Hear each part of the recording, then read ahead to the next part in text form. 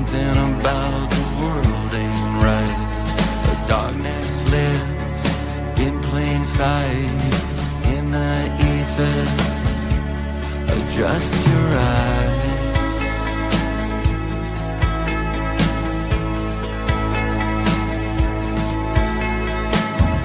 There are those that have no clue. You give them hints, they just stare at you. Most have lived in Plato's cave, watching. All right. Welcome, ladies and that. We're trying to take the picture off here. Welcome to the show. We're back for our third show with the amazing Jeff Younger for updates on the current, what's going on with his son and anything else that he cares to talk about today. The platform is his, and we love him being here, and he loves our show. And welcome back, Jeff. This is my favorite show, actually. I love your show. Well, thank you. That's fantastic to hear. Yeah. It really is. I'm super excited that you asked me back. Thanks. Absolutely. Oh, we're thrilled to have you. Yeah. Well, where do we want to jump in? Like, a lot of times we'll talk before the show and get a gauge on things, but I just thought, you know what? There's some other stuff we were talking about, but let's just jump right into wherever you want to go with this, Jeff, please. Well, I guess we could talk about, the latest kind of corruption that's going on. So we know about Trump's executive order with the transgender issue. So this is look, I've been doing politics since I was in my 20s with Reagan. This is the first time I've ever had a politician whose staff told me something and then they actually did it. They actually followed through on it. And he passed that executive order within 3 weeks, just exactly like he told me he would. So what did that executive order actually accomplish? Well, first of all, it blocked funding to hospitals and blocked reimbursement for transgender procedures. That's a great thing. And for most states, most hospitals in most states, that's going to shut down these procedures altogether, because we talked on our last episode that these are the most expensive drugs sold in the entire world. So Lupron is the most expensive drug in the world.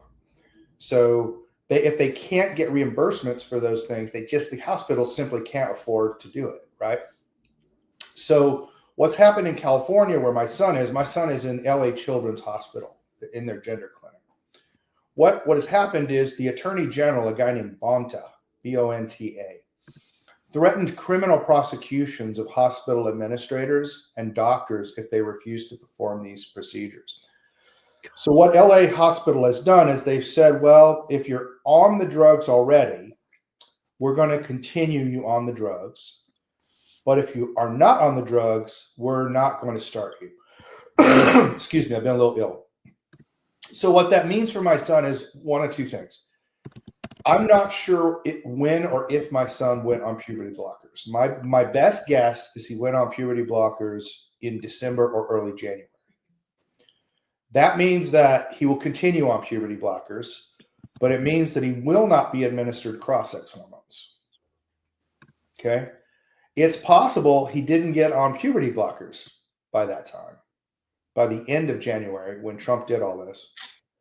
So it's possible he may not be on them at all. So it could be, either way, it has a massively beneficial effect. If they block my son's puberty, but they don't put him on puberty blockers for 4 years of Trump's term, that's enough for him to develop a rational faculty and turn against these procedures. So that's what I'm hoping.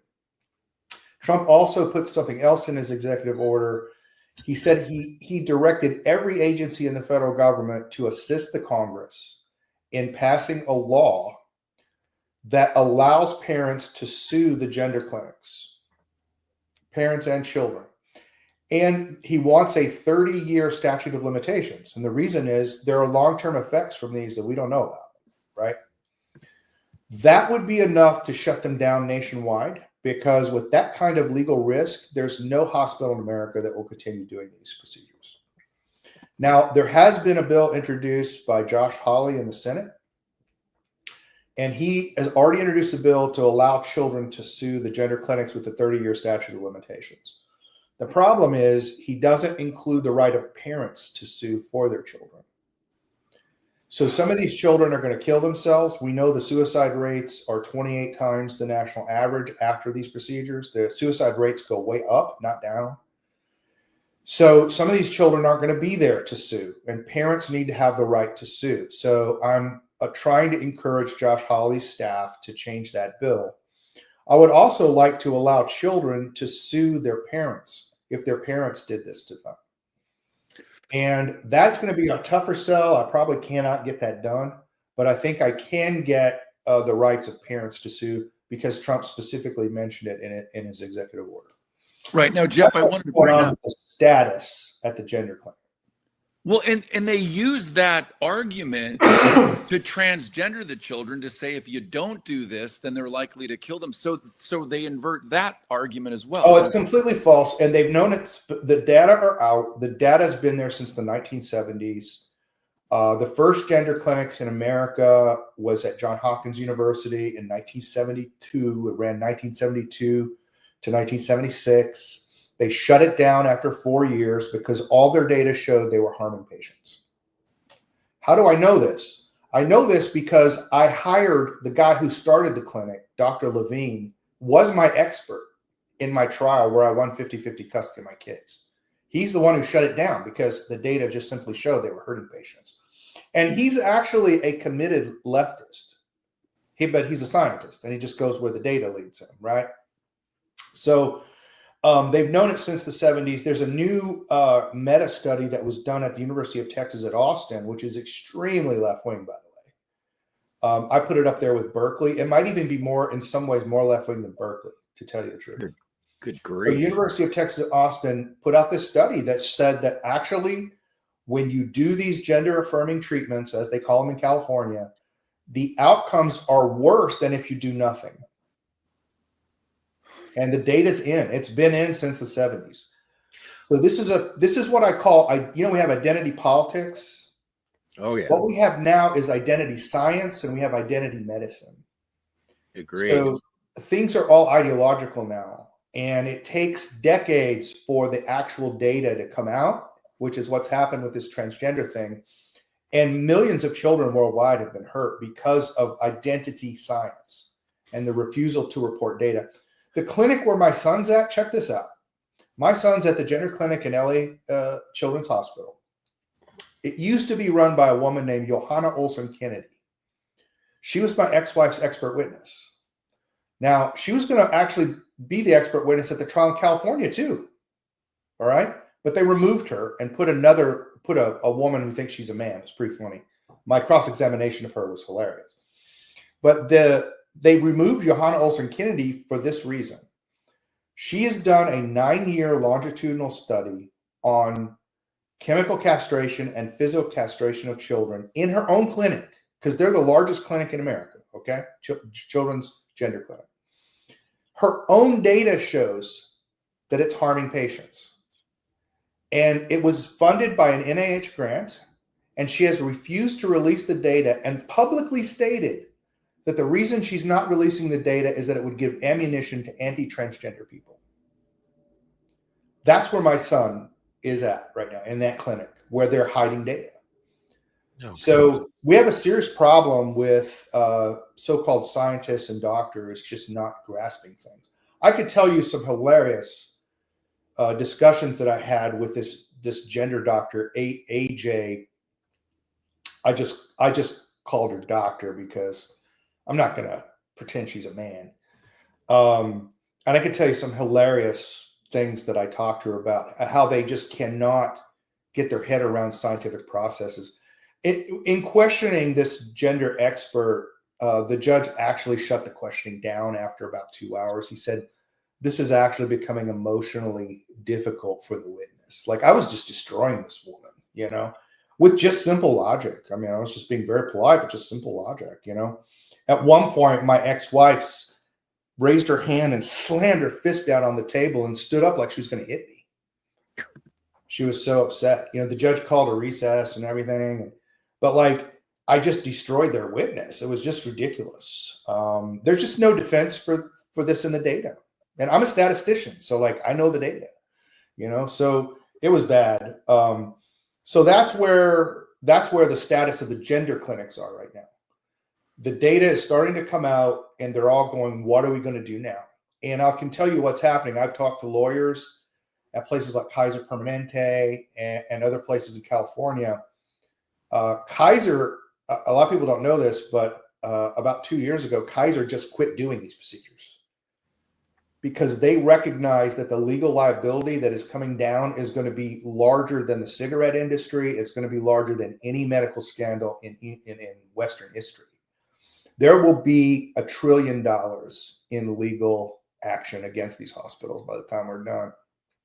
Wow. And if I have anything to say for it, there's going to be capital punishment. We're going to be looking at serious criminal penalties too.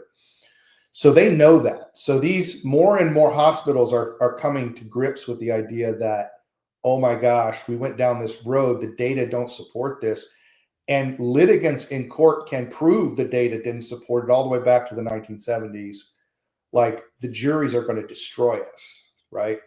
So you're going to see more and more hospitals refusing to do this in the future. Right. Quick question. Yeah, go ahead.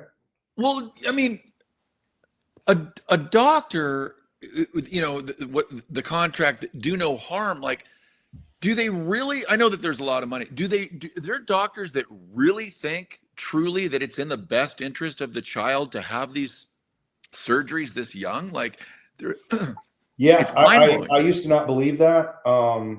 But I think we talked about on the first time I came on your show, we talked about this radical redefinition of the human person that took place in the 20th century.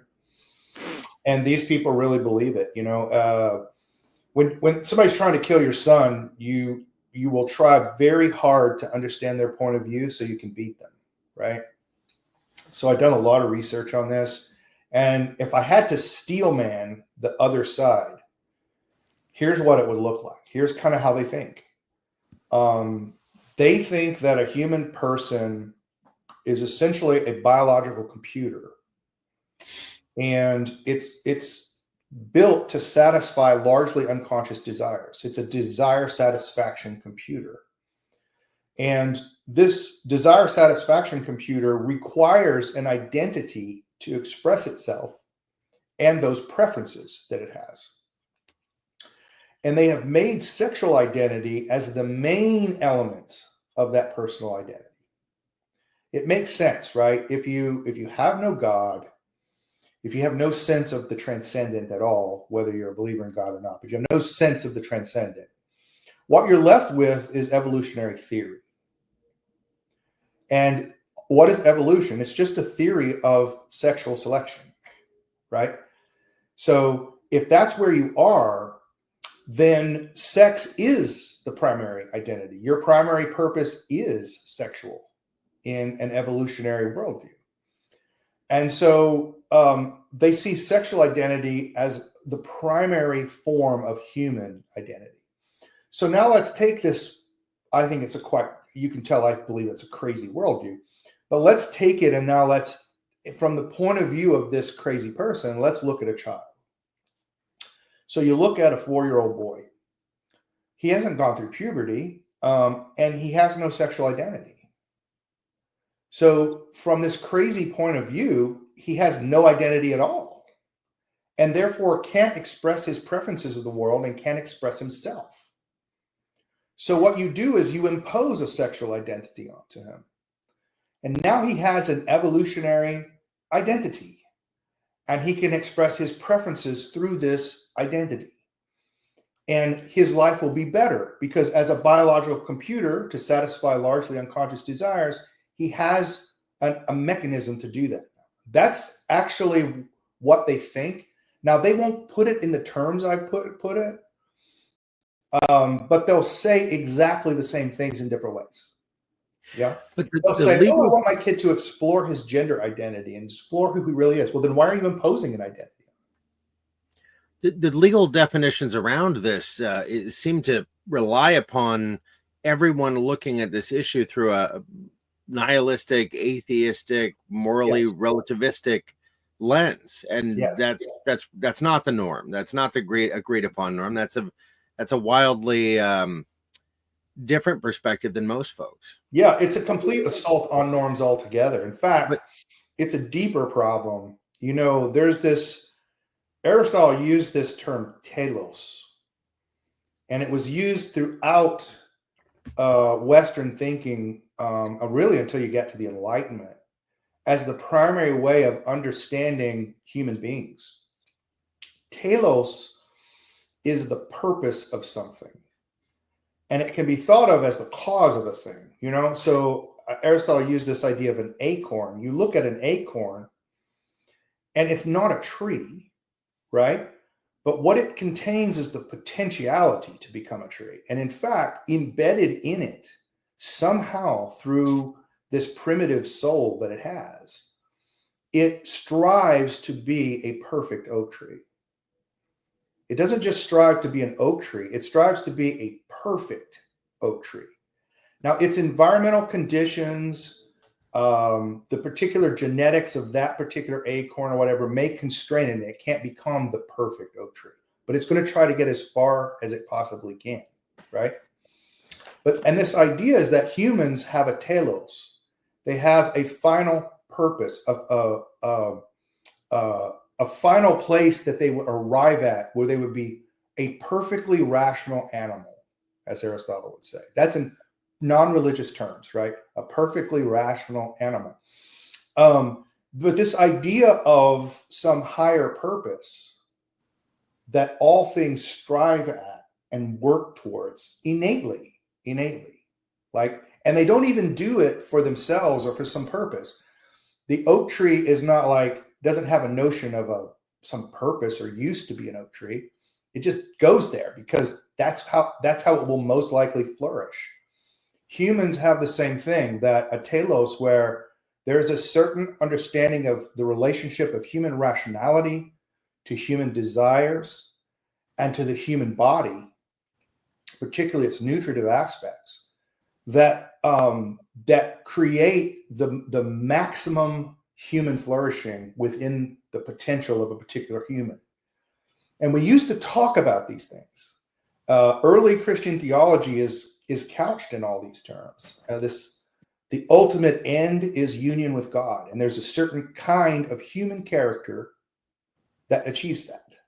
Yeah, and so this idea of the telos doesn't really exist in most of the people who have adopted this evolutionary mindset. They give up the idea of a telos intentionally.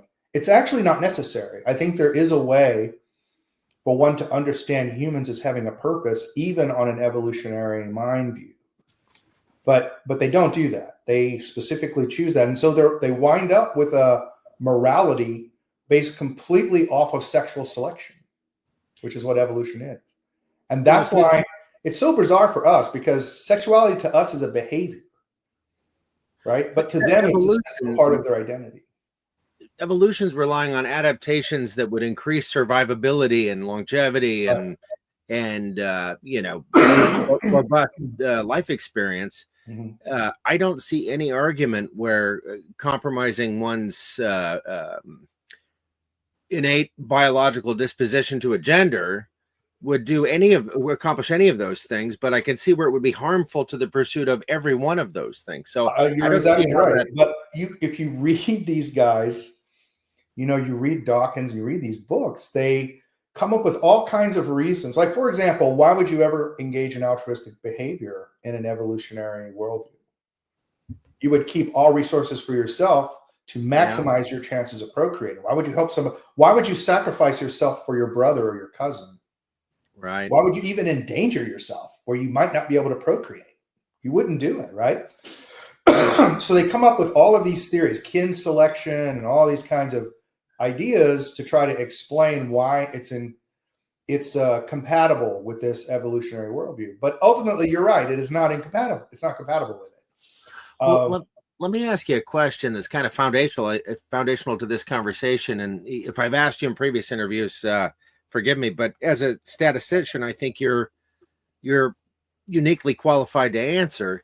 When we're establishing the morality of these things, or the efficacy, or general exploration of this enterprise to alter gender, are we doing harm? I mean, this is a clear violation in my mind of the Hippocratic Oath. So, that's a really big problem on its face. But statistically, I've heard a lot of different numbers about suicidal tendencies or suicides. And there's a big difference between pre-op and post-op trans people. And I've heard that it goes to 80% post-op. Oh yeah, one of the problems that the transgender medicine, if you can call it that, has been beset by is the government has restricted grants, so detransitioners have never been studied. The government won't fund grants to study detransitioners. So what we have to do is we go by data from the gender clinics themselves, which have fairly objective data about desistance, when they have to put people on anti-suicide drugs, rates of depression, anxiety, they have this stuff. And you're right. There's no benefit from the treatments, first of all, which is necessary for any treatment to be administered, right? Any serious drug with a side effect can only be administered in any surgery if there's some upside to it, okay? If there's no upside, you can't do it. It's illegal, actually. So that's why that even though these drugs have been used for castrating kids, they're still not approved for that purpose because no study would ever show that they were effective. And everybody knows that. That's why they're not even doing the studies. So that's the first thing. The second thing is post-op, and this is the terrifying thing for me. When children go on to cross-sex hormones, basically 100% of them go on to do surgery. That is the demarcation line, is when they take those hormones, those cross-sex hormones. Almost all of them after that go on to surgery. So, and the reason is the cross-sex hormones alter your brain. And many of them, they'll do cross-sex hormones and then put them on Vivance or some of these other nootropic drugs. And they become very suggestible from these things. And the doctors talk them into it. So almost all of them go on to do it. Now, post-op, the suicidality rates are 24 times the national average. 24 times the national average. To the point where when you study these things and you look at the data from the individual clinics, virtually all of the post-op patients have attempted suicide. Almost all of them. We're in Dr. Mangala territory. Yes. And I don't know how this, I just don't understand an argument in favor of any of this. This is the thing that I had to get my head around, because I would go into court and make these arguments like these, it's actually, I hate to bring up Aristotle again, but I guess he's on my brain today, but he talked about this. He said, like, if you do a logical demonstration, that should convince people, because it's basically ironclad, right? But unfortunately, it actually provokes skepticism in people. Whereas well-chosen examples, which you could just cherry pick, they don't mean anything. Well-chosen examples convince people, And that's what happened to me in court for quite a while. I would go in and present these well-reasoned arguments that the data simply doesn't show any benefit. And they would come on with cherry-picked examples, and the judges would always go their way. So what you find is that despite the claims of doctors and scientists, gender clinic scientists, the Endocrine Society, the American Academy of Pediatricians, what you find is that they are not basing these treatments on evidence. They are basing these treatments off of, and if you talk to them, they'll say this. They'll say it. They've said it on the stand under sworn testimony. They'll say, well, we don't want to mistreat these people. We don't want to be mean to these people by not affirming who they say they are. Well, okay, you can do that, but that has no scientific basis for treatment. And that's essentially what's happening here. Well, these cultural trends that we've seen, from the left primarily, now they're setting fire to Teslas, and which was something that they advocated for very strongly recently. Yeah.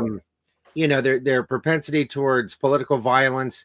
I mean, all this has been made possible by the suspension of logic and reason, because none of these things are logical and reasonable, but with so much passion and encouragement, they really encourage themselves or each other, mostly via the mainstream media. But I mean, we're left in a situation where, you know, it's acceptable to abandon logic and reason, and our entire system is built on that. I mean, it's all built on that, and I'm you know, this is something else that I think is very hard to accept. But a system that's built on logic and reason probably is going to fail, because the truth of the matter is most people don't take their opinions for reasons. Here's what most people do. First of all, virtually all women do this. They look around. Well, and imagine, like, I've tried to do this before because I don't know what it's like. I'm 6'3", 220 pounds. I'm a wrestler and a boxer. Like, I walk around and I've never been in a world where virtually everybody could overpower me and kill me, which is a world women inhabit, right? Right. If you're in a world like that and you have to take a public opinion on something, you first go, well, what would everybody think of me if I took that opinion? And the opinion that you take is the opinion that will keep people around you happy with you, because you have a sense of a lot of risk from other people, right? Yeah. So I think I can fairly classify that as a feminine way of adopting opinions. And so most people simply don't ask what's true. They ask, what will people think of me if I say this is true? Validation. That's what most people actually ask. Yeah. And that's the central question that every liberal asks. You know, we call it virtue signaling. What virtue signaling means is they're taking their opinions and saying, well, if I believe this, what would my peer group think of me? Well, that's how this whole COVID thing got. You know, that kind of thing. What's that? Yeah, that the whole COVID thing got to where people are like, you know, they're thinking, well, I go to Whole Foods and I check every ingredient and I make sure I'm buying organic. Yet, you know, should I have this jab? I don't know. Oh, everyone's saying, okay, all my doctor, and I'll go ahead. I don't know what's in it, but you know, it's the thing to do apparently, because if I don't get this shot, people will think I'm anti-vaccine and that I'm a crazy right winger, and my friends won't talk to me anymore. That's literally what they're thinking. That's literally what they're thinking. How's that working out for you? Yeah, I know. Mean, if our culture shifts into where we're all making emotional decisions over pragmatic decisions, that will clearly lead to a very accelerated downfall of all of the participants. You know, I mean, we just can't have that. That's why in our system, supposedly, we have a republic. And the idea was you would elect people who are capable of rationality. You would elect people who are capable of standing against the consensus. Right. And those persons would then govern. Well, I'll tell you, Jeff, it's an absolute rarity. I mean, you know, I've always been a bit of a rebel. You know, I never really went along with the narrative, but to watch what seems to be about 99% of humanity go along with it. I've always felt like a little bit of a punk rocker, but I didn't think it was, I thought maybe, you know, 10 to 20% of people would stand up against the bullshit, but to watch about 90-some%, it's embarrassing. I'm embarrassed for humanity. Yeah. I'm embarrassed that we're this gullible and this easily, led along to whatever narrative the Pied Piper of mainstream mockingbird media controls. I mean, my God. Like, I don't think I don't think we've arrived there. For one, I think those numbers are what we've been told. I don't think they reflect reality. I think it's 99% of Seattle, of King County, is vaccinated.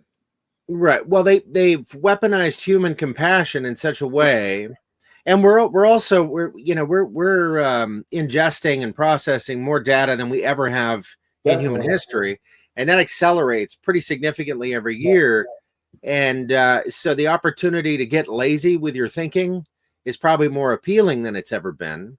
And the consensus is just, well, I can, this is the least turbulent place to be. You and I have chosen the most turbulent, place that we could be. But for most folks that are managing, their lives and so on, when you think about how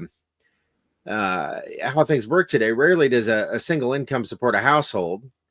And if there's children and there's activities before and after school and all this other stuff, and you've got your own career demands, and usually 40 hours is not enough for a lot of folks. They're working more than that. They don't have time really to decipher what's going on. So for them, it's just become a default to nod along with the consensus because they're so overwhelmed, I think. So yeah, I think the whole thing has been largely engineered. No doubt about it. And, social media creates an interesting issue as well, because, in the past, like when I grew up, my community was, a maximum of about 5,000 people in this little town, in this rural town where I grew up, right? That's all there was. And frankly, if I wanted to have different opinions, it wasn't very easy to just hide. I could just get away from people and nobody had to care what I was doing, right? But with social media, people have a sense that there are millions and millions of people in their communities. And they take that, for most people who ask, what will people think of me? I don't think I'm exaggerating when I say this. People go, if I had that opinion, I might lose 1,000 followers on X. Like, I think people actually think this way. Yeah, wow. They do. They do. Well, we certainly don't give a shit, but no, yeah. And that's very masculine. This is a masculine way of thinking that is not consensus based. Yeah, never been. But yeah, I mean, I'm a punk rocker like you, by the way. So well, yeah, that's the thing I see. A friend of mine, he said, "How am I going along with this whole Trump thing?" And I'm like, "Dude, you're a musician. He's kind of a punk rock. He's always kind of been against the system. He used to play the club that I ran 20 some years ago, and he's like." I'm like, well, you must not watch our show. And that's exactly what Scott said. He goes, I just don't have the time. I'm in 2 bands. And I said, you know what? Right. I do have the time. I said, look, do you want to watch mainstream media who doesn't care about you and they sign entertainment contracts? Yeah. Or do you want to watch 2 of your friends that actually give a shit about people? And or in your community, by the way. What's that? Who are in your community, by the way. Like, I'm putting my ass on the line. So is Scott. So are many other truthers. I'm speaking specifically to our show. Yeah. We're doing this for our friends because they don't have the time. I do this for my brothers. I do this for my siblings, family. Do many of them watch a damn thing that I do? Not yet, but I'm going to do it regardless. I mean, nothing's going to dissuade us from doing this. It's not about the numbers. It's not about the whatever people want out of a podcast. We do this. This is who Scott and I are as human beings. Right. Yeah, totally. And listen, this is not even unusual. Like prior to the late Enlightenment period, when science became institutionalized by governments, there were private people. I'm talking about, in the 16th, 17th, 18th centuries. Okay. Private people that ran what were called intelligencers. You can Google that. And what an intelligencer did is he might speak German. So he would go, oh, there's this interesting mathematics that I'm interested in that they're doing in German. Gauss and Leibniz are all doing this interesting stuff. I'm going to translate that into English for my friends in England. And I'm going to put my own commentary with it, right? And then somebody would say, hey, I'm really interested in the history that they're doing in Russia. They have a different way of writing history, and I'm going to translate that from Russian, into French. And these are actual journals I've read. These are actual journals from those periods called intelligencers, where you basically translated from domains people who just don't know anything about history. They're not into historiography or all that, but you translate that into a form they could digest. I mean, that goes back hundreds of years and has been the actual main way that we got information across domains, right? And it was always done, interestingly, by private people. There are no intelligencers today because academic publishing has been completely industrialized. and they don't do intelligences. The very last one was, and I used to subscribe to it for $2,000 a year. That tells you how good it was. Wow. It was the Trans-Siberian Intelligencer, and all it did is translate Russian math papers with commentary into English. Wow. And so this is an old thing, and it can really only be done by amateurs, right? And the word amateur comes from the Latin amo, amas, amat, which means to love. It's the word for love. Amateurs do it because they love it, right? That's a different motivation than a professor who does it for a living. They're totally different motivations. We completely get Yes. exactly what you're saying. Oh, Yes. yeah. I didn't know that ontology of the word. That's amazing. Yeah, that's what you guys are. You're an intelligencer. You're coming from a domain where people can't do the research and don't have the time. You're digesting it and giving it to them. And to be fair, somebody should be doing this for you. If you're interested, I'm trying to do this for the transgender issue for you. You know, I function as an intelligencer for people. Right. Because they tried to kill my son and I got thrown into this. And so I know a lot about it, you know? So I do it because I love it, because I want to save my son, you know? It's motivated by love of something. It's not motivated by profit or profession. Right. Only amateurs can do intelligencers. Right. I so appreciate only amateurs can do what you do. Right. I want to ask, because, you know, you can go to YouTube and type trans regret. I got to ask, and I think I already know the answer, but how is the intimacy? You know, God created us with our parts. I can't imagine surgically switching those around, that there's a level of intimacy and sensuality that is even close to comparison. I mean, have you looked into that part? I mean, not on behalf of your son, but just out of, I guess, morbid curiosity as to what they're really doing to themselves? Yeah, so there's a view from the radical feminists. So I'm quite against feminism, but I work with a lot of feminists because they want to get rid of the trans stuff. And I've had a lot of very frank, very respectful conversations, because I actually respect a lot of these women for being able to have rational conversations with somebody like me, with whom we have a lot of disagreements, but they can be very respectful, and I appreciate it. And what they blame all of this on is autogynephilia, which is where a person's sexuality becomes self-directed instead of other-directed.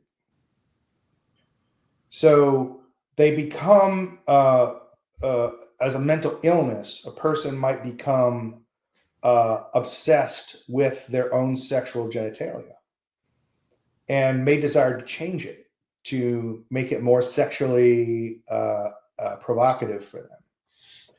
And again, people who think that sexuality is the very central aspect of your existence instead of just a behavior that you can just change anytime you want, they take this as changing their soul itself.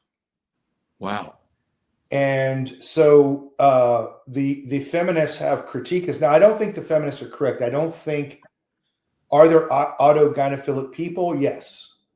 Is that the main origin of all this? No. I actually blame that on feminism itself. I think the feminist critique of gender roles, which actually started in the early 1900s, a lot of people forget that there were two groups that wanted women to get the vote: feminists and suffragettes. And the suffragettes hated the feminists and argued against them at every turn. The suffragettes accurately predicted the end of marriage, the masculinization of women in the workforce so they couldn't have babies. Suffragettes wrote whole books on this against feminism. A lot of people don't know this. But in the 1950s, the feminists won, and the legal system was completely rewritten to be feminist. And so you have this rise of a completely new legal set of roles for men and women. And that's what I blame it on. But there is a view, and it's not a view that I can just dismiss. It's well-supported view that the cause of transgenderism is autogynephilia, the primary cause. And that is what the radical feminists argue. Well, you know, that makes me think about just the general trend. our culture has become more and more sexualized over the years, but certainly never on such a steep curve as in the last 20 years. I mean, talk to Joe about the idea that pornography is just ubiquitous. It's everywhere. It's free, Yes. and it's pretty extreme. It's a weapon, but because of how our brains are wired and the fact that we seek novelty, what may have been sexually stimulating to an individual early on, Yes. no longer cuts it, kind of like drug use. So then they delve into more extreme, and it's for the novelty of the thing more than anything, just to bring the brain into a state where it'll produce those chemicals that we're after. Right. Yeah. So, there's well understood literature out there from behavioral psychology, which is the only branch of psychology you should trust. It's actually rigorously scientific, and its experiments actually replicate. No other branch of psychology do their experiments replicate. It turns out that you can use, especially early childhood sexual trauma, and create a gay person. You can create a murderer.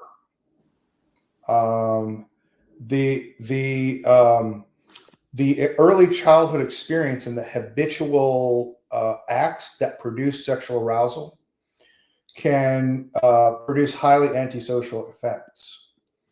The main reason, though, I think that you see a lot of pornography today is that pornography is not primarily promulgated, or if you pardon the word, disseminated. Culturally, it's not primarily done, I don't believe, for sexual gratification. I think it is a mechanism of social control. Yeah. That is used by very sophisticated elites using propaganda. I will tell you, in the Iraq War, the Allies in the Iraq War widely disseminated pornography because it has a known effect of pacifying young male populations. Exactly. It's used by Israel to pacify male populations as well. And so there's a social control effect that can keep the natural warlike instincts of young men, which our government, believe me, greatly fears. The reason that they keep saying right-wing terrorism is the number one threat, even though there's never any right-wing terrorism, is because they know the latent possibilities of disaffected young men who can't get jobs and can't get married, and they know the results of that. Pornography is a mechanism that they use to pacify that group. I think you're dead on. And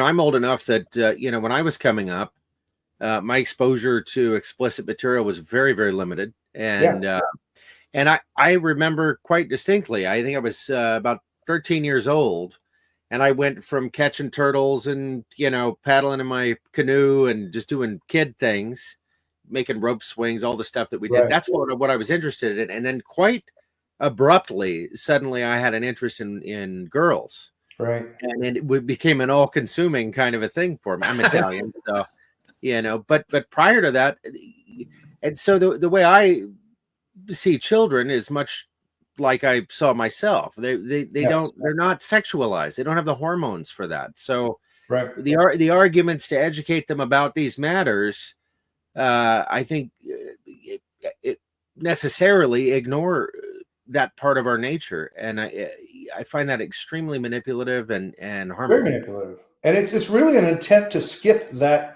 aspect of childhood. You could look upon these ideas as just a denial that there is such a thing as childhood, that we have to impose an adult sexual identity on everyone, and that's I've actually argued that in court, that's what they were doing to my son, was pushing him into adult decisions and an adult frame of mind, in an attempt to administer chemicals to bring him to that level of thinking, when they could simply just wait until he matures and has a rational faculty himself. Yeah, that's just tragic. A child is one of the most beautiful things that a human can experience. I mean, if in the right environment. I mean, obviously there's some tragic childhoods out there. I'm just saying, I had a wonderful, beautiful childhood, and neither Scott or I have children, but we had amazing people in our families, and I have a huge Italian family in the Northwest. I mean, and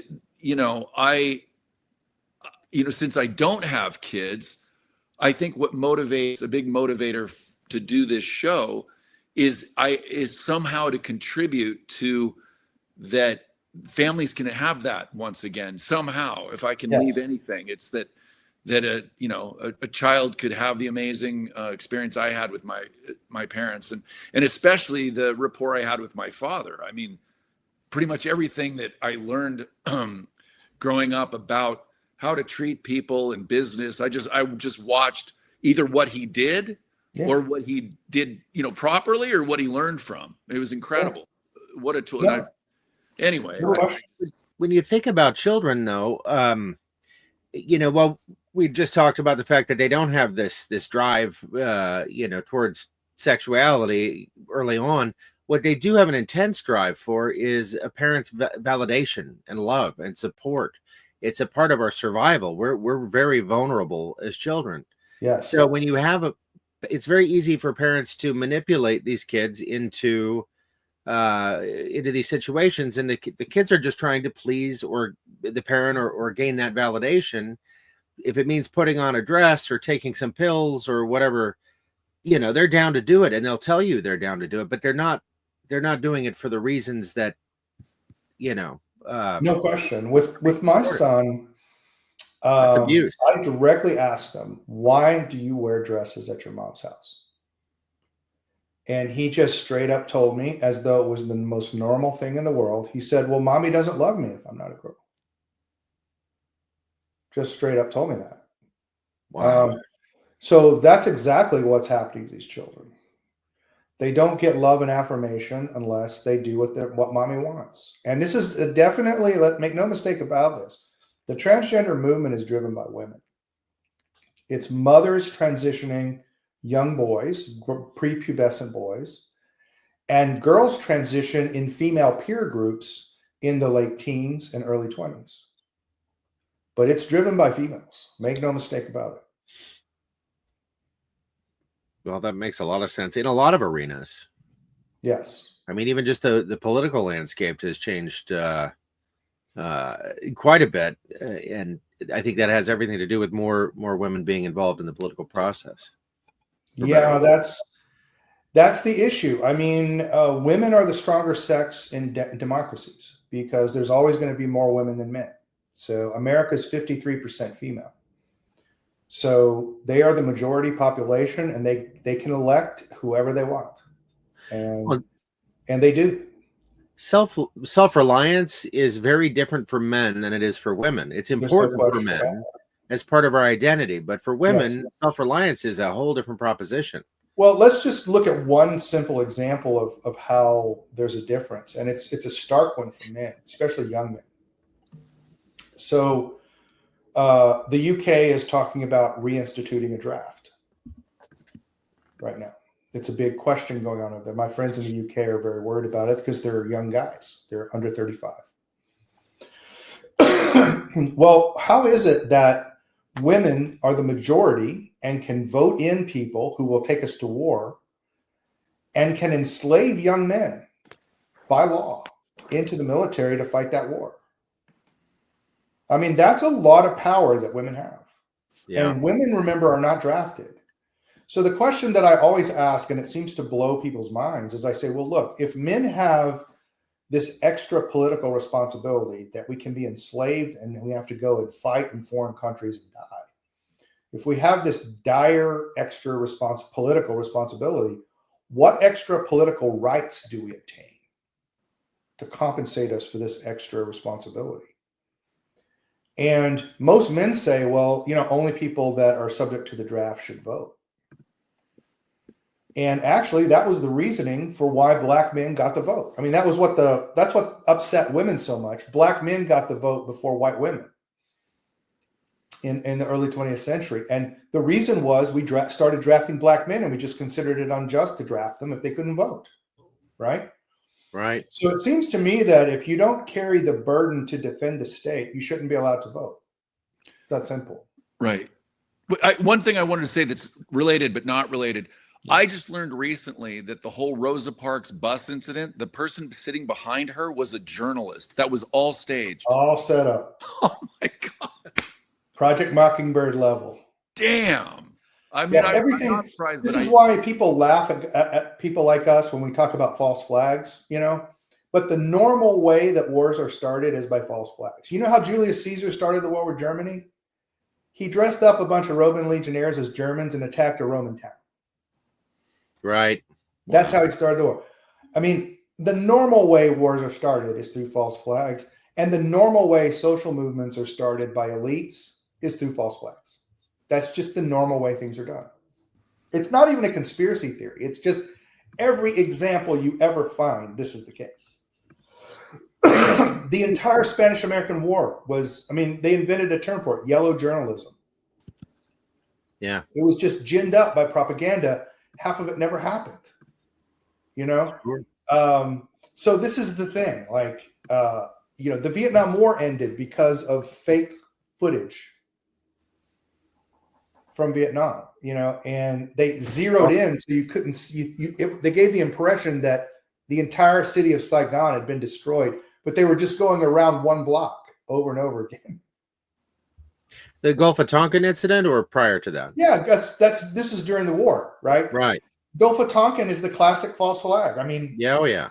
yeah, 100%. This is the normal way things work. So I'm not surprised. Like, Well, you know, the thing that, you know, I think that you know, got me to actually vote for Trump was I think he was a surprise to them.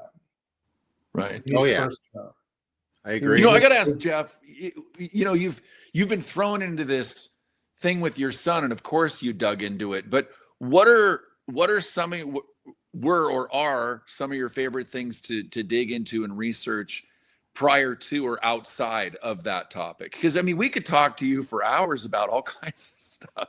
Yeah. So my interests have been primarily in human anthropology, and this is there just haven't been any books written on it, and so I have all these questions and I can't find books. So I had to go do basic research to understand it. And what I mean by human anthropology is how human beings understand who and what they are. And I don't think that has been the same throughout time. And this first came to me when I was a younger man, reading the Iliad.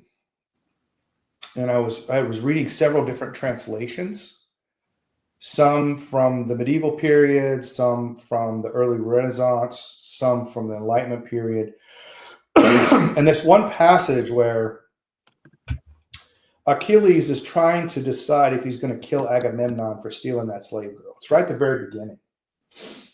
And I realized that the translators were imposing the anthropology of their age onto the translation. They weren't actually telling us what the Greek said.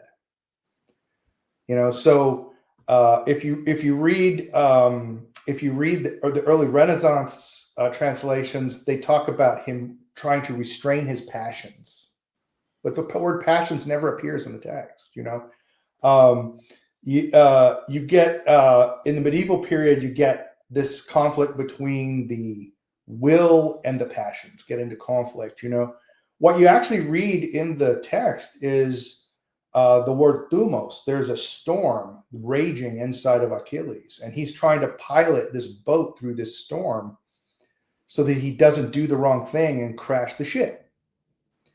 And I realized when the goddess Athena appears and talks to him, and I realized that probably the ancient Greeks didn't even believe we had an integrated personality, that they didn't believe that there was an integrated person.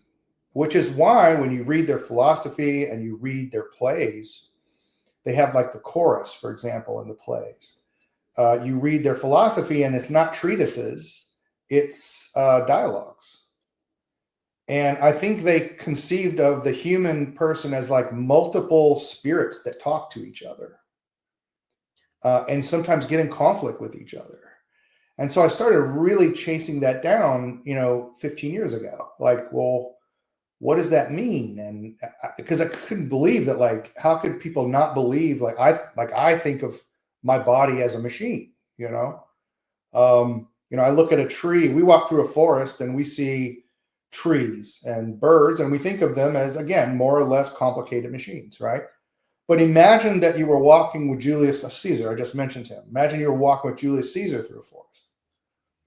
He would see more or less complicated souls, not machines. Souls that were capable of communicating to you. The forest itself could communicate to you as a living being, and the owl that flew across your path was telling you something. It wasn't random. Like, think of that view of the human person, where you look at a rock and you don't go, it's just a simple chemical process. You look at a rock and you go, it's an extremely simple soul. Jeff, I just had a desire to always be at the lowest point. That's when it always falls in the water. Yeah. So a completely different concept of what a human is when you get to the Roman period.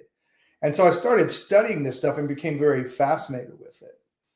And I've discovered that most of what look like policy or political conflicts among people in the modern world are really the result of completely different understandings of what the human person is. And that includes a lot of theological disputes among denominations and things. Christianity brought its own notion of what the human person was. In fact, Christianity may have been the first rigorous account of personhood in the history of the world, because they had to come up with the doctrine of the Trinity, which is based on the notion of three persons. So this idea of the hypostasis, personhood, is central to the theology, and they did an in-depth study of what that would be. And so they're just very interesting. If you look at like Aristotle, for example, when he tries to understand what a human is, he says, well, let's start with plants. Plants, he said, only have a nutritive aspect. All they do is take nutrients and they turn them into growth. That's all they do. It's all about nutrition for them. Then you look at an animal. Well, it has a nutritive aspect like a plant. It still has to eat and grow, but it also has a passionate aspect. Animals have emotions, and they have a memory of those emotions. And he notes that this is the reason animals ambulate. The reason they walk around is because they're passionately interested in things, and they get very curious about things. So humans have a nutritive aspect, a passionate aspect, but they also have a rational aspect. And that's why he called man a rational animal. But man maintains a passionate aspect and a nutritive aspect. That was one understanding of the human person in the ancient Greek world. So I just got really interested in that kind of stuff. And I'm a mathematician, so there's no way to apply statistics or anything to this. You're looking at sort of subjective ideas in human history, and you wind up looking for clues in literature. Like, you notice that literature, you can actually really feel this if you read Russian literature. You read War and Peace, and then you read English literature. You can just tell that the characters are rendered in a way that they're not quite thinking about people in the same way. Right. I got to bring up something real quick. So I was watching an interview from a couple weeks ago with Dr. David Martin, and you've brought up Aristotle a couple times. This is a 60-second clip I just put on our Instagram and our X account as well. And I just got to play it for you because it goes into that we actually have 12 senses, not 5. And I attended his class last year, and I'm part of a team that's really getting the word out about his work. And nice. Part of that, a lot of that's featured on TruthStream. So I'm going to play this, and then I want to know if you've watched a little bit of Dr. David Martin before. So all right. As I said before, I teach a course called the 12 Senses course. We have 12 cranial nerves, which means we have 12 direct wired into our brain senses. Since Aristotle, Chris, We've only been authorized to acknowledge 5 of the 12. Oh, yeah. So here's a tiny little problem. Is AI going to actually pick up the other 7 intelligences, the other 7 senses, the other 7 attributes of human awareness that we don't even acknowledge and have not acknowledged since Aristotle? Is there any chance that we're going to build a machine where the inputs based on about 2.7 of our neurologic capacity senses? Is there any worry that a 2.7 machine-based AI is going to compete with a fully functioning 12 cranial nerve, 12 sense human? And the answer is, doesn't have a chance. As I said before. It's just there's ways that he delivers information. I mean, I've watched him for 4 days in person, and it's unbelievable the downloads he gets. But I just thought, I mean, it was something I wanted to share anyway. But you know, people were killed for talking about humanity having more than 5 senses back then. And so Aristotle, unfortunately, part of the teachings, he's fucked with us. Oh, there's no question. So this is another thing that I came to from this interest, because I'm reading original sources, right? I'm not reading secondary sources. I'm not reading what people are saying about these sources. I'm reading them myself. I mean, you see learning Greek with Plato back here. I mean, I taught myself Greek just so I could do this, taught myself Latin, taught myself Middle French and Anglo-Saxon, just so I could read these things in the original languages. So what you find is really until the post-Civil War era, like late 1800s, everyone in the world, in every discipline, including business, wrote esoterically. They wrote for a public meaning, but they wrote also for a private meaning among people who would get what they were saying. Right?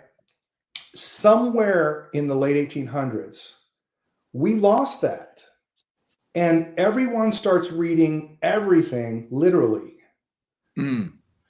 So they start reading, you know, you'll get people. I remember reading Machiavelli in a seminar class. And we're reading the discourses on Livy. And there's this part where he describes David, you know, going out to face Goliath. Okay. And remember, he's in Italy, a very Catholic country where you're expected to know these things, right? He makes a mistake. And he says, well, you know, David took his own sword out to face Goliath in addition to having the sling. Well, that's not what the Bible story says. The Bible story says he went out with a sling only, and he used Goliath's sword to cut Goliath's head off. So once you understand that people wrote esoterically, you realize mistakes like that are an indicator to people that would know that he's saying something else than what's literally written here. Does that make sense? It does. And most people wrote this way. Aristotle, Plato, even the pre-Socratics, the medieval writers, they all wrote with a meaning that was exoteric for the public and esoteric for those who were capable of understanding. Jesus himself, his teachings were posited this way. He's very clear about it.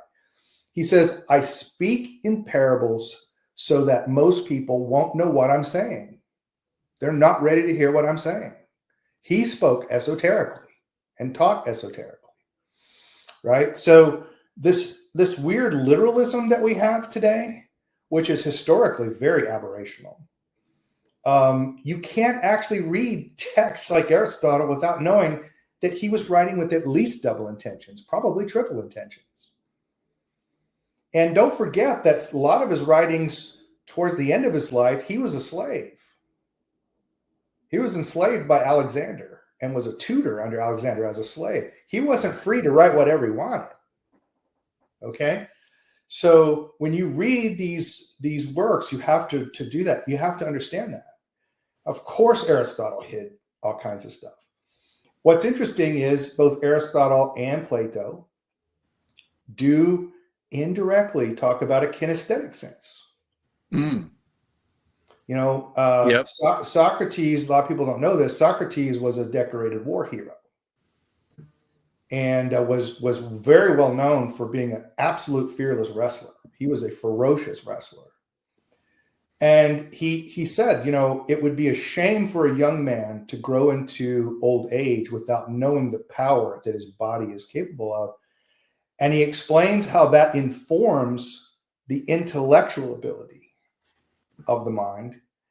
And then he explains why that automatically means the female mind has to be different, for example. Oh, that's very interesting. So they're couched in these kinds of esoteric ways. You know, like I'm just giving some little advice to a guy about how to work out, right? From a war hero. But actually what he's saying is exactly what the good doctor was saying. There are other ways of sensing the world and knowing the world, you know. A lot of what we know about Aristotle, for example, is actually from Andronicus of Rhodes, who got his deteriorated manuscripts from Turkey. So we don't really have any of the dialogues that Aristotle wrote. And Andronicus organized the material, and I think he organized it incorrectly. And in particular, there's a section he called the organon. That doesn't appear in Aristotle, which means the tool chest.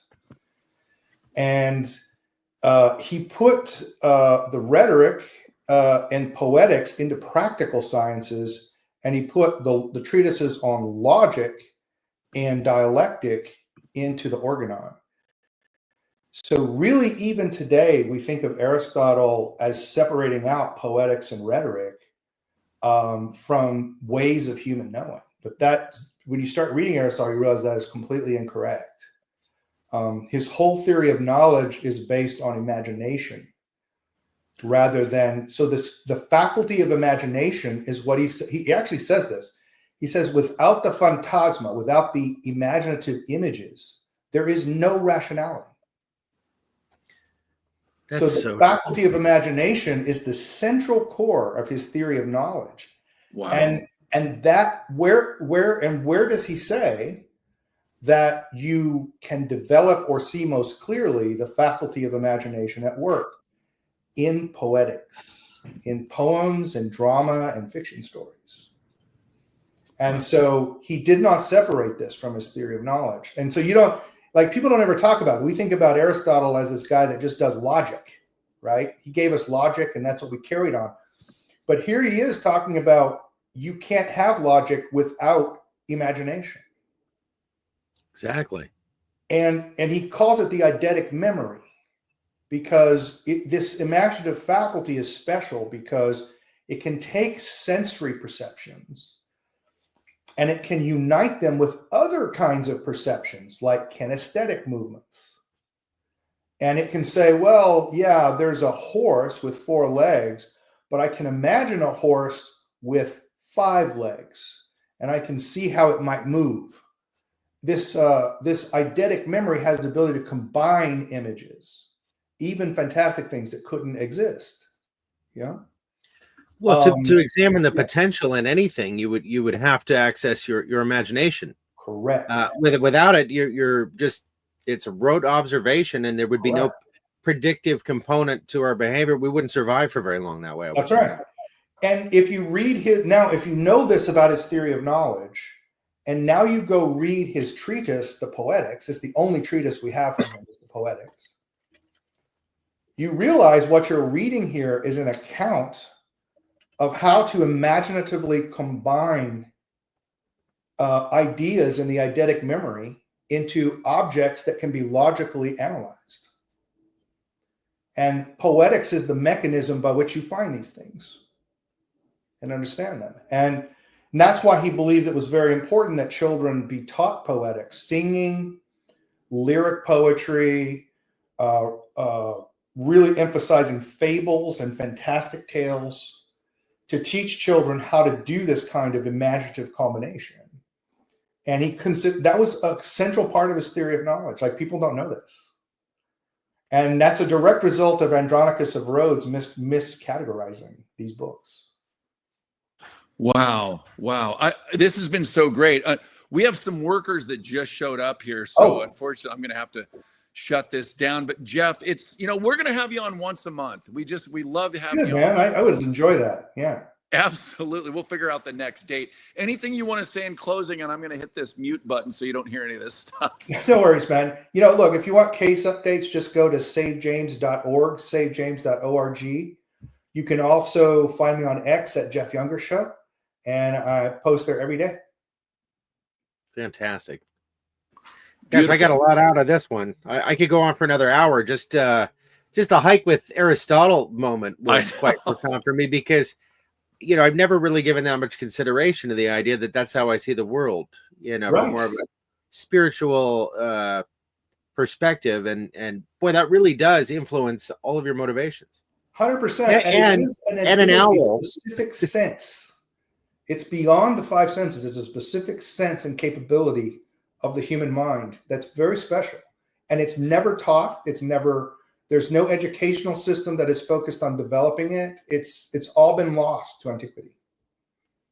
Yeah, well, I've accessed some of the most profound information I've ever received, essentially clairvoyantly, but connecting to nature in that way. 100%. And I had an owl almost hit me on the trail just like 2 weeks ago, and it was very significant for me. So Yes, that's interesting. yes. You would have brought that up. Yeah. When I was a boy, I was alone a lot. My mother worked late at night and my father had left us. And so my nearest neighbor is 10 miles away. I'm in the middle of the country. So I would just go outside and I track coyotes. I used to bring in coyotes because I get $45 from the county if I bring one in. And so I track coyotes, and it really became a thing where I think the coyotes were talking to me through the way they would move and track and walk, the places they would go. I think they would observe me. Yeah. They eventually came to know not to raid my watermelon patch. They came to understand that I would give them watermelons in this one area, and they would only eat watermelons out of that one area for me. And we developed a relationship. Very interesting. I get where the Native Americans could have that sense of direct communication with animals, for sure. Yeah, I hope we can remember to pick up on our next show where we're leaving off today, because we're really getting into some fundamental stuff. Yeah. But a couple of words for the audience. We love the lively chat, but the chat does go away, when the live ends. So if you have any comments that you would like to live on, please put them in the comments section. It's a lot easier for us to read, because it's a little difficult when you're engaged in an interview. And then check out our locals. It's free to join, but there is an opportunity to sponsor the show if you like what we do, and that's something you'd like to do. Anything else, Joe, before we wrap it up? I know you've got construction behind you, but yeah. Well, I want to say, we recently we were in the middle of airing a show the other day and showed a clip from Saturday Night Live on Facebook, and it brought the show down during the live. So to those watching us on Instagram, I believe that this is going to disappear after the live. So to catch the replay or share this conversation, it's going to be on X. It's going to be on Rumble. We also, go to our link tree. We also have a Clout Hub. And if you go to Clout Hub, once I upload it there, I don't upload every interview, but this one I will. It has, I don't know how many languages, but it basically can give you subtitles in a plethora of many different languages. Very and I think that's really important, especially for a show like this. So I'll send that to you as well, Jeff, so that more people can hear your story, etc. And then if anyone is in the Northwest, and if people want to fly in, that's awesome. We're doing an event in person, and that's going to be Saturday, the 29th of March. It's going to be at Millhouse Cider in Eatonville, Washington. And it's, from 3 to 8 p.m. It's just a gathering. It's not speakers. It's just a place we might have a little PA and we might get up there and say some stuff, but we just want everyone to feel welcome and come and talk to each other and be around like-minded people, because that's been missing. And there's nothing like getting a hug from a person that, either watches the show or that, you know, you're like-minded with or whatever. So just a great reason to get together in a cool mountain town in Washington State where, you know, there's not a lot of events here like that. So Scott and I said, you know what, damn it, we're just going to throw them. Nice. Yeah, why not? Why It's not? our favorite phrase in Spanish, ¿por qué no? So, there we go. So much love. All right, everybody. Well, we'll be back tomorrow. Tomorrow with News Treason at 5 p.m. Pacific. We got to update our schedule. We got some other stuff. We're recording a show with Gene Decode. He doesn't like to do lives, and we'll be airing that really soon. But go to our Telegram for the most updated stuff, because that's where we, you know, people can interact, etc. So, did you have something in mind for this evening? Oh, so Watch there's party. a movie. It's an AI movie, which we're gonna. I mean, I don't know how else you could make this quickly with the budgets and everything, but it's on the Book of Enoch. It's about a 3-hour AI film, I believe. I just found it yesterday, and we're gonna air that tonight at 6 because, ¿por qué no? Why not? Yeah. Nice. And we'll have a chat going, so you know, we can make comments to each other and whatnot while we watch. Yeah, that'll be on Rumble, and we'll just do the 3 same platforms. Why not? Okay. Sure. That's crazy good. Anyway, much love, everybody. Thank you, Jeff. Thank you, Jeff, So so long. much. Love you guys. Take Always care. a pleasure. All right. Take care, everybody. And we will see you very, very soon. I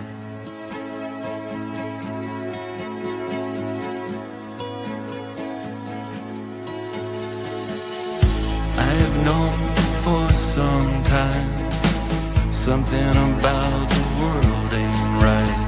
But darkness lives in plain sight. In the ether, adjust your eyes.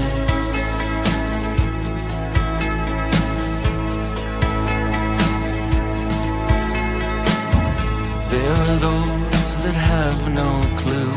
You give them hints, they just stare at you. Most have lived in Plato's cave, watching